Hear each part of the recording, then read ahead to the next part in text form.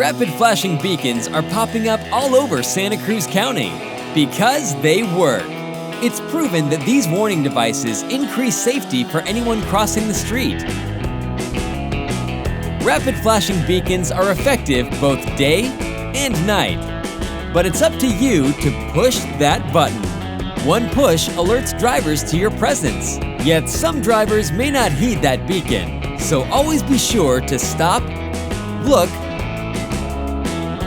listen, and wait until it's safe to cross.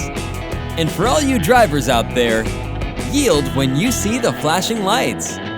Stop behind the white line and wait until the person has reached the other side of the crosswalk.